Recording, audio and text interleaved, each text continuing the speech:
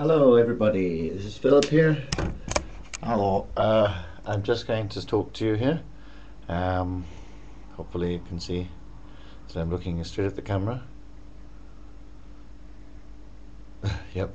And look, I've been doing the painting, so obviously here is the painting palette with all the brushes on it. Here is the painting itself, which now has been sort of painted even more in places here and here to create more greenery and more definition with the collarbone, the bones round his neck. I have thought about creating a cheek bit here, but I didn't, which was going to be obviously black, and then I thought no, that doesn't quite work with the cheek curvature of the muscle in the cheek. So I avoided that and I rubbed it out. I created more of an outline with the lion's mane, dragon thingy. The eyes and the whole definition of the outline of his head needs more black, and the black needs to be darker because the blue is still showing. So obviously a mixture of yellow and blue, yellow and black, and then working on it after it's dried out to create, with my imagination, more of a kind of lion dragonish type look. The dragon element is simply perhaps very latent in the whole aspect of this creature, which is more readily seen as a lion, although I shall have sort of beaming eyes, rays coming out of his eyes, and that will happen after I have created some more color. And it has to be done in stages, of course. Any painter would know that.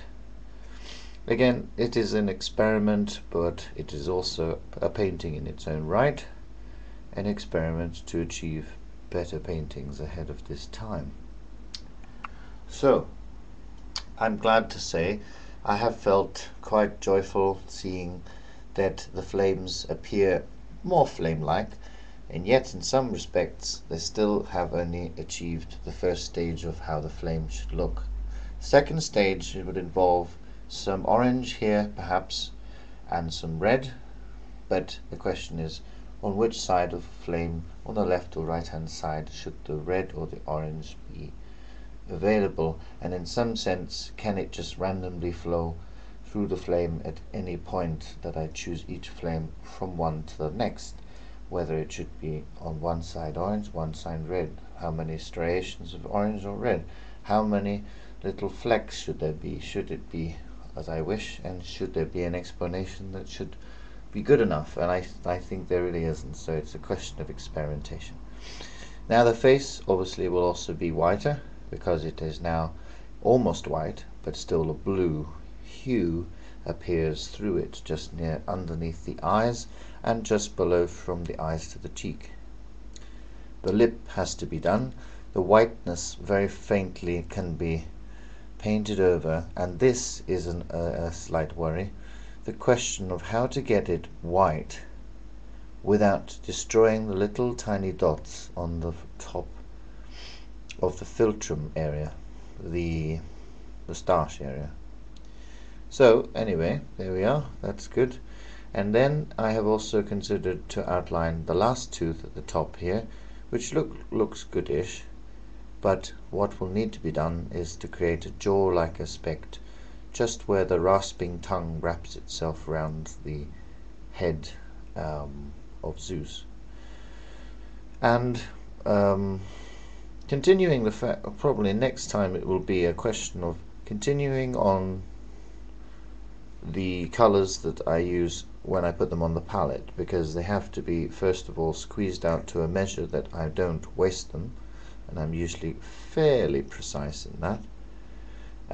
It started off with yellow here, and then it continued for me to use a bit of orange and then consider the shield. So it's sort of dotting on from yellow flames to perfecting the outline of shoulders and collarbones with green. And again, so the outcome of it is coming along. The whole hand has been done as well, so his whole body is green, which is quite good, and it's appealing to me. And there we go. I'm very glad I have told you how pleased I am with the result. There you are.